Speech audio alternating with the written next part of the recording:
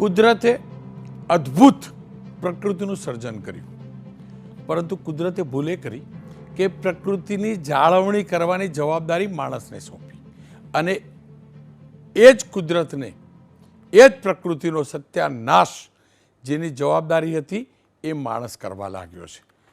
જળ વાયુ પ્રદૂષણ ચારે કોર ફેલાયેલું છે. આ પ્રદૂષણ માફિયા, પ્રદૂષણના પાપીઓ હવે તો એ સાબરમતી નદીને પણ એટલી પ્રદૂષિત કરી ચૂક્યા છે. એ સાબરમતી નદી જેની ઓળખ નહીં, જેને મહાત્મા ગાંધીને ઓળખ આપી, બાપુના નામ આગળ એમ કહેવાતું સાબરમતી કે સંત.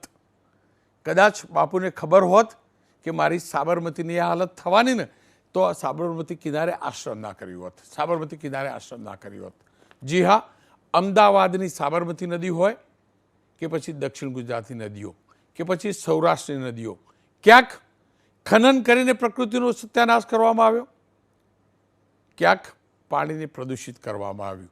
વાયુ પ્રદૂષણની તો વાત કરતા જ નથી. આપણે હાઈવે ઉપર નીકળીએ ને અંકલેશ્વરથી એટલે આપણને ખબર પડી જાય છે કયો ઉદ્યોગ આવ્યો હોય.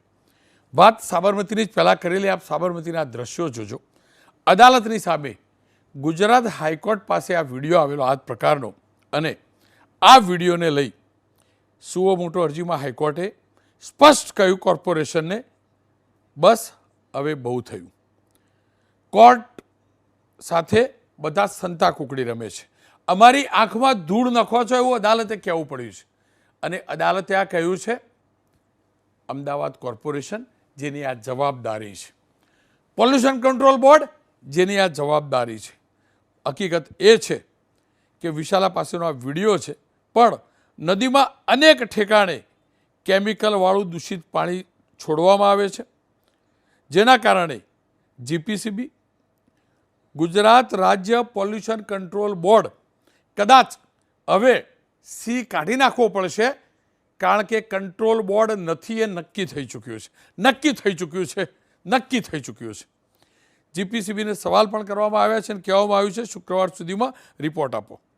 કોર્ટે એ પણ જણાવ્યું કે ઔદ્યોગિક ફેક્ટરીઓના કેમિકલવાળા પાણી કોમન ટ્રીટમેન્ટ પ્લાન્ટ એટલે કે સીઈપીટીમાંથી ટ્રીટ થયા બાદ એસોસીની પાઇપલાઇન થકી સાબરમતીમાં છોડવામાં આવે છે. પણ આ પ્લાન્ટનું નિરીક્ષણ કરીએ તો આપણને ખબર પડે છે સ્થિતિ શું સર્જાય છે. આ જ પ્રકારની સ્થિતિ અનેક ઠેકાણે છે, અનેક ઠેકાણે છે. અને અગાઉ અનેકવાર કાર્યવાહી પણ થઈ હશે, પણ એ કાર્યવાહી માત્ર ને માત્ર દેખાવ પૂરતી થાય છે. દસકોઈ તાલુકાના ગામડામાં હું જાતે ગયો છું અને મેં જોયું છે ત્યાં લાલ પાણીનો આતંક જોયો છે. એટલા માટે જ મેં જાતે જોયું છે, એટલા માટે જ કે પાણી લાલ આ પાપીઓના કારણે થાય છે. સૌરાષ્ટ્રના ગામડાઓમાં મેં જોયું છે એ દૂષિત પાણીના કારણે જમીન થોડી ખોદીએ તો કેવું પાણી આવે છે. આ લાલ પાણી જોજો તમે. હું જાતે ગયેલો, મેં જાતે જોયું છે.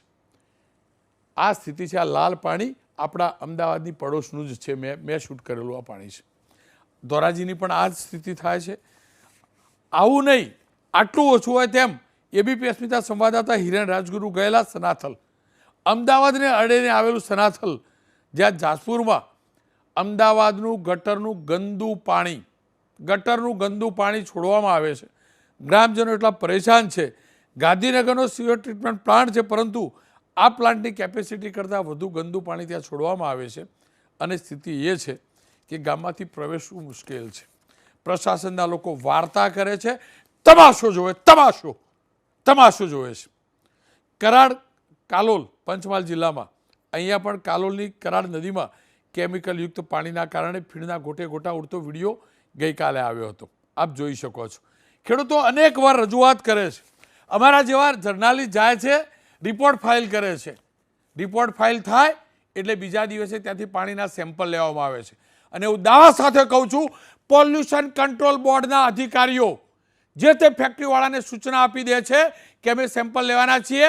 2 દિવસે ધંધો બંધ થાય છે અને સેમ્પલ નેગેટિવ આવે છે. સેમ્પલમાં પોલ્યુશનની માત્રા ઓછી દેખાય છે અને એટલે પાછું હતું એમનું એમ થાય છે.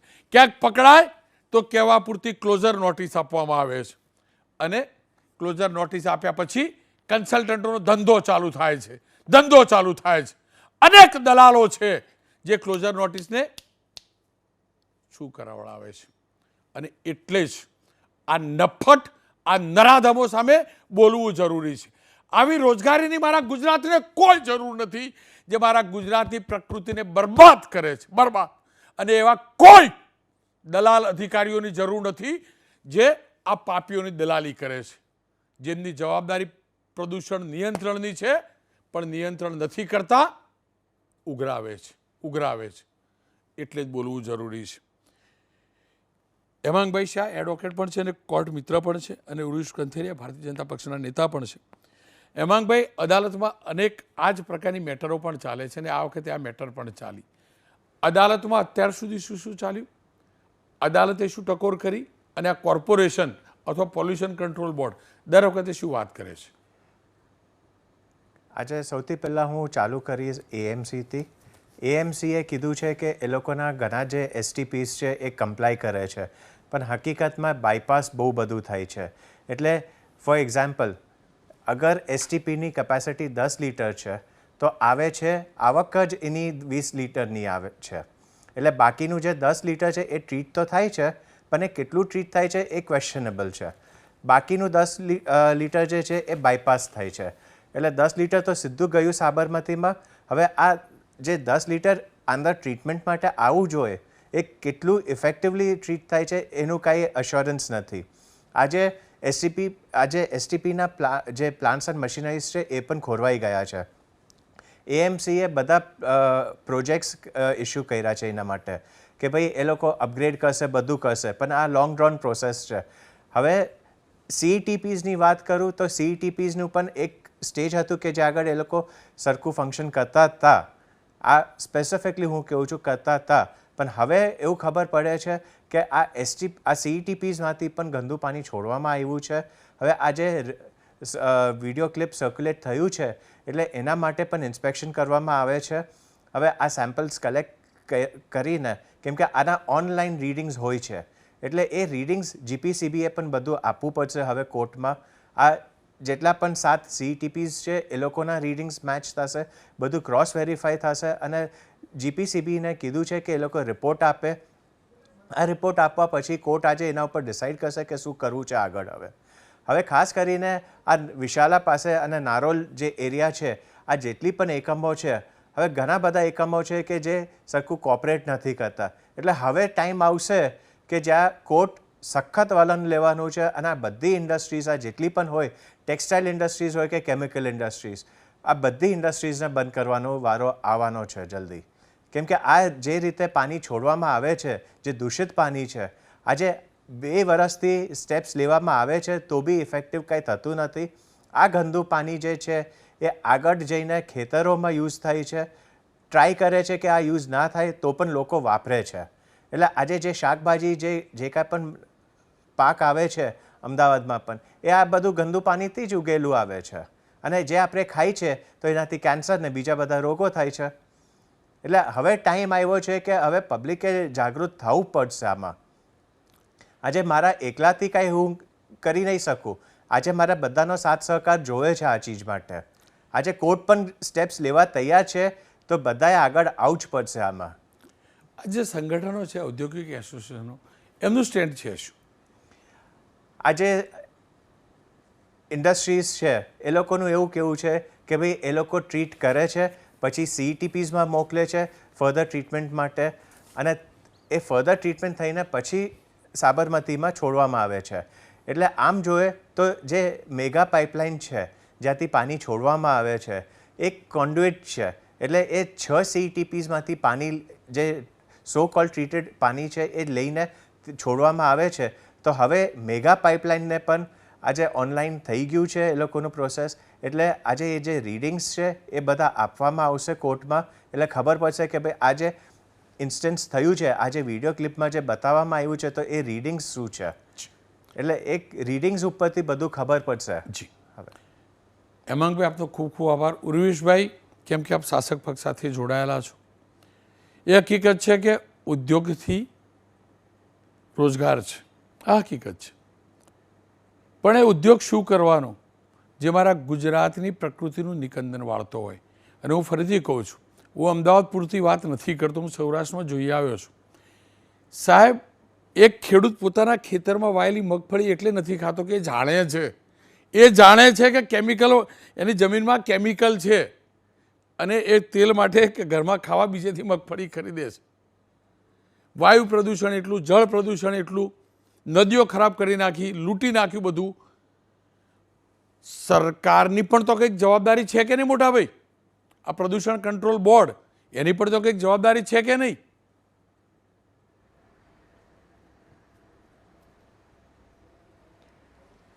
સરકારની ખૂબ મહત્ત્વની જવાબદારી છે રોનકભાઈ, અને જે રીતે આપે જે જનસંવેદના વ્યક્ત કરી છે એનું પણ આપણે અભિવાદન કરીએ છીએ, કારણ કે આ ખૂબ જ એક યક્ષ પ્રશ્ન છે.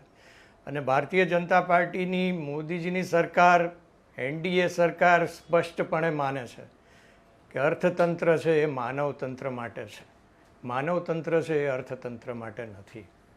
એટલે જ્યારે આપણે સ્પેસિફિક વાત કરીએ કે વેસ્ટ વોટર એની ટ્રીટમેન્ટની વાતો જે કરીએ છીએ, તો એ અંગે ખરેખર મેટર સબજ્યુડિસ છે અને ડેટા રજૂ થઈ ગયા છે, પરંતુ એની સાથે સાર્વત્રિક રીતે શું થઈ રહ્યું છે એ પણ આપે જ્યારે પ્રયત્ન કર્યો છે કે એક વાતને ઉજાગર કરવાનો, સાચી સમજણ પ્રસ્થાપિત કરવાનો, તો એ અમારી ફરજ બને છે કે સાચી સમજણ શું અત્યારના પ્રસ્થાપિત થઈ રહી છે. તો આ વેસ્ટ વોટર ટ્રીટમેન્ટ ખાસ કરીને સાબરમતીમાં અને આગળ જેતપુર પાસે, જેતપુરથી જુનાગઢ પાસે પ્રોસેસ હાઉસીસ છે, ત્યાં સૌથી વધારે પ્રશ્નો છે. ખેડૂતોના પાક બળી જાય છે, ડ્રિંકિંગ વોટરની સેફટી નથી, હેઝાર્ડસ છે, હેલ્થ ઇશ્યુઝ થાય છે, બધી વાત સ્વીકૃત છે. એના આધારે કોર્ટ પણ અત્યારે એક્ટિવ થઈ છે. પરંતુ આ દિશામાં ખરેખર કંઈક સકારાત્મક થઈ રહ્યું છે? એ થઈ રહ્યું છે તો શું થઈ રહ્યું છે? તો પહેલાં તો ડીપ સી પાઇપલાઇન્સનો વિચાર કરવામાં આવ્યો હતો કે ડીપ સીમાં એ રિલીઝ કરવામાં આવે, પરંતુ એમાં જળચર પ્રાણીના અસ્તિત્વનો પ્રશ્ન આવ્યો એટલે એ ત્યાં આગળ એ થંભી ગઈ છે વાત. પરંતુ એના આધારે જે બીજા જે પ્રશ્નો જે છે કે એને કેવી રીતના સોલ્યુશન લાવવું, કે ટ્રીટમેન્ટ પ્લાન્ટ્સ છે તો ટ્રીટમેન્ટ પ્લાન્ટ્સની કેપેસિટી કઈ રીતે વધારવી, એના સર્વેલન્સ સિસ્ટમ્સમાં આપણે સાયન્ટિફિકલી એવી રીતના કરીએ કે એના સ્ત્રોતમાં જ આપણે એને અટકાવી શકીએ. એ સર્વેલન્સ આવી જાય છે અને એમાં એ રિલીઝ થાય છે એ જ વખતે સિસ્ટમને ખબર પડી જાય છે અને તાત્કાલિક એના ઉપર અસર કરવામાં આવે છે. અમદાવાદ મ્યુનિસિપલ કોર્પોરેશનમાં નોન બીયુ જે સેગમેન્ટ્સ હતા, જે સેક્ટર્સ હતા, જે યુનિટ્સ હતા, એને ક્લોઝર પણ કરવામાં આવેલા છે. અને ધીમે ધીમે ધીમે કમ્પ્લાયન્સ લેવલ આપણું વધતું જાય છે. એ ત્યાં સુધી વધતું જાય છે, એ બહુ જ મહત્ત્વની વાત છે કે આ પ્રકારનું જે વેસ્ટ વોટર રિલીઝ કરવામાં આવે છે એક ગુનાહિત પ્રવૃત્તિ પણ એને ગણવામાં આવે છે. It is a criminal neglect. અને જે તાજેતરમાં જે આઈપીસી, આઈઈસી અને આઈપીસીઆરમાં જે ફેરફાર કરવામાં આવ્યા છે, પહેલાંની પરિસ્થિતિ રોનકભાઈ એ હતી કે કોઈકના ખેતરમાં પાણી આવી ગયું, પણ એ ક્યાંથી આવ્યું છે એ ખબર કેવી રીતે પડે, એ પ્રૂફ કેવી રીતે લાવે, એ કોર્ટમાં મેટર ચાલે તો એ કેવી રીતના એનો મુદ્દામાલ રજૂ કરે, કેટલા વર્ષે એનો અંત આવે, ત્યાં સુધીમાં તો બીજું ઘણું પાણી વહી જાય છે. આના માટે આ જે વ્યવસ્થા કરવામાં આવી છે કે કોઈ પણ વ્યક્તિ ગમે તે પોલીસ સ્ટેશનમાં ફરિયાદ કરી શકશે. પહેલાં એવું હતું કે જ્યાંથી જે પાણી છૂટ્યું હોય એ જ જ્યુરિસ્ડિક્શનમાં ફરિયાદ કરવાની. હવે એ વાત મટી ગઈ છે. ત્યાં કોણ ફરિયાદ લેવાનું હતું એ પ્રશ્ન હતો જનમાનસમાં. હવે કોઈ પણ જગ્યાએથી ફરિયાદ લઈ શકાશે. એના આધારે ક્રિમિનલ ઓફેન્સ, કોગ્નિઝેબલ ઓફેન્સ તરીકે રજીસ્ટર થઈને આગળ કામગીરી ચાલુ થશે. એમાં ટેકનિકલ સાયન્સ પણ જોડાતું જાય છે. એટલે કોઈ એમ માને કે આપણે બધું જ સર કરી લઈશું સિસ્ટમને, સરકારને, પ્રજાને, તો એ ભૂલ છે. હવેની જે પરિસ્થિતિ સર્જાઈ રહી છે એમાં આ પ્રમાણેની શક્યતાઓ ધીમે ધીમે ઘટતી જાય છે. એ પ્રોબ્લેમ આપણે બધા સ્વીકારીએ છીએ, પરંતુ એના માટે સકારાત્મક દિશામાં આપણે પ્રયત્ન કરી રહ્યા છીએ. અમદાવાદ મ્યુનિસિપલ કોર્પોરેશનમાં પણ જે સ્યુએજ ટ્રીટમેન્ટનો જે પ્રશ્ન છે એની પણ કેપેસિટી જે અત્યારે જે છે એના કરતાં કેપેસિટી વધારવાનો એ પ્લાન ચાલી રહ્યો છે. બીજું કે રિંગ ફેન્સિંગ એકાઉન્ટ સેટઅપ કરવામાં આવ્યા છે. રિંગ ફેન્સિંગ એકાઉન્ટ એટલે કે એ જ પ્રશ્ન માટે એનો બરાબર ટ્રેક થઈને એ નાણાં જે ફળવાયેલા હોય એ એમાં જ બરોબર વપરાય, એનું પ્રોપર મોનિટરિંગ થાય. એટલે નેશનલ ગવર્મેન્ટ લેવલે, ગ્રીન ટ્રિબ્યુનલ લેવલે, જીપીસીબી લેવલે, અમદાવાદ મ્યુનિસિપલ કોર્પોરેશન, દરેક સ્તરે રિંગ ફેન્સિંગ એકાઉન્ટ સેટઅપ કરી જી. ક્યાં એ પૈસા વપરાય છે, એનાથી શું અસર જી, થઈ છે, આ બધી વ્યવસ્થાઓ પણ કરવામાં આવી છે. એટલે સકારાત્મક દિશામાં જી, જી. આપણે સાર્વત્રિક રીતે કહેવું એ કેટલું યોગ્ય છે એ કદાચ એ પ્રશ્ન છે, બિલકુલ. પરંતુ એક ઉરેશભાઈ. સંનિષ્ઠ પ્રયત્ન કરવામાં આવ્યો અને ભારતીય જનતા પાર્ટી તમામ લોકોને અપીલ કરે છે, જી. ઇન્ડસ્ટ્રીઝને, લોકોને, સંસ્થાઓને, મીડિયાને, રાજકારણીઓને સાહેબ અપીલ કે આ વપીલ ના ચાલે, પ્રશ્નને તાળા મારવા ઉકેલવામાં અમારો પડે. સાથ આપો. પુરુષભાઈ, તાળા મારવા પડે. અને હું તમને કહું, આ સુરતની અંદર બીજા પ્રદેશમાંથી આવી અને આખા રાતે ટેન્કર ખાલી થતા હતા, કેટલા લોકો મરેલા જાણીએ છીએ ને. અનેક વાર દુર્ઘટનાઓ થાય છે કારણ કે પેલા ટેન્કરમાં કેમિકલ ખાલી કરવા આવે છે. આખું ગામ જાણે છે, પણ હપ્તા રાત ચાલે છે ને એટલે કોઈ કાર્યવાહી નહીં કરતું. ના જ્યુડિશિયલ મેટર નથી. હું ફરીથી કહું છું, સાબરમતીવાળી હશે, બીજી નથી. આખું ગામ જાણે છે, આખું ગામ, પણ લોકો હપ્તા લે છે. ટેન્કરો ખાલી થાય કેમિકલવાળા, ઇઝાર્ડસ કેમિકલ, નદીઓમાં ખાલી થાય, તળાવોમાં ખાલી થાય, ખેતરના કિનારે ખાલી થાય. લોકો હપ્તા લઈ લઈને આ વેપાર કરે છે, આ ધંધો કરે છે. અને હું ફરીથી કહું છું, આવો ધંધો નહીં જોતો ને આવો ઉદ્યોગ નહીં જોતો. તમને યાદ હશે કંથારિયા સાહેબ, આ કોવિડ ભગવાન કરે ક્યારે ના આવે, પણ એ લોકડાઉન થયેલું ને મિનરલ વોટર હોય ને એવું મારું સાબરમતી નદીનું પાણી જોવા મળતું હતું. એવું જોવા મળતું હતું. કેમ કે આ બધા ઉદ્યોગો જે પોલ્યુશન કરતા હતા એ બંધ હતા. આ વૃક્ષો હાલ જોઈએ છીએ ને એ ગ્રીનરી 4 ગણી જોવા મળતી હતી. કેમ? તો એર પોલ્યુશન કરવાવાળા બંધ હતા. ખેર, શાહ સાહેબ આપની જોડેથી અંતમાં જાણીશ, કુલ મળીને સોલ્યુશન શું દેખાઈ રહ્યું છે? હવે આ જે પ્રોસેસ છે, ખાસ કરીને સાબરમતીની રિજુવિનેશન માટે, એ ત્યારે જ મુમકિન થશે કે જ્યાં સુધી આ બધી એકમો ગંદુ પાણી છોડવાનું બંધ નહીં કરે ત્યાં સુધી. બીજું કે જ્યાં સુધી આ એસટીપીઝમાંથી પણ જે ગંદુ પાણી છોડવામાં આવે છે એ પણ બંધ નહીં થાય ત્યાં સુધી આ પોસિબલ જ નથી. કેમ કે આજે રિજુવિનેશન કરવા માટે પણ અમારે જે સ્ટેપ્સ લેવાના હોય, આજે એક સ્ટેપ લેશું તો એની સામે આ ગંદુ પાણી એ નેગેટિવ કરી દેશે. એટલે સ્ટેપ્સ ત્યારે જ થશે જ્યાં સુધી આ સાફ પાણી નહીં થાય ત્યાં સુધી. ખેર, આ બંનેનો ખૂબ ખૂબ આભાર. અંતમાં એટલું કહીશ, આ પ્રકૃતિના જતનની જવાબદારી આપણી તમામની છે. એ ઉદ્યોગવાળા જે ટ્રીટમેન્ટનો ખર્ચો એમને મોંઘો લાગતો હશે એટલે અનટ્રીટેડ પાણી મોકલતા હશે, એ ભૂલી જાય છે એમનું પરિવાર પણ આ જ પ્રકૃતિમાં જીવે છે. એ દુર્ગંધવાળા પાણીથી મારો શ્વાસ રૂંધાશે તો એમના પરિવારના લોકોનો પણ શ્વાસ રૂંધાશે. એ પોલ્યુશન કંટ્રોલ બોર્ડના એ ભ્રષ્ટ અધિકારીઓ, તમામ અધિકારીની વાત નથી કરતો, એ અધિકારીઓ જે ભ્રષ્ટાચારને લઈ અને આવા લોકોને છૂટ આપતા હશે, એ કદાચ ભૂલે છે. મારા પરિવારવાળા એવું ગંદુ શાકભાજી ખાશે ને એવા ગંદા પાણીમાં પાકેલું, તો તમારા પરિવારવાળાને પણ એવું જ ખાવાનો વારો આવવાનો છે. અને હું એટલે જ કહું છું, આપણે બધામાંથી કમાઈ લઈએ બરાબર, ક્યાંક 19-20 કરી લઈએ એ પણ બરાબર છે, પણ કમસે કમ પ્રકૃતિનું નિકંદન વાળી રૂપિયા કમાવાની વાત, એનો મતલબ પ્રકૃતિને લૂંટવાની વાત છે. અને જે પ્રકૃતિને લૂંટે છે ને એને કુદરત માફ નથી કરતી, કારણ કે એ કુદરતે આપેલી સંપદાને લૂંટે છે. હું ફરીથી કહીશ, મારા ગુજરાતમાં એવા એક પણ ઉદ્યોગની જરૂર ના હોય જે મારા ગુજરાતના આબોહવાને, મારા ગુજરાતની નૈસર્ગિક સુંદરતાને બરબાદ કરતા હોય. કોઈ જરૂર નથી એવા ઉદ્યોગોની, કોઈ જરૂર નથી એવા ગુજરાતના રોજગારીને.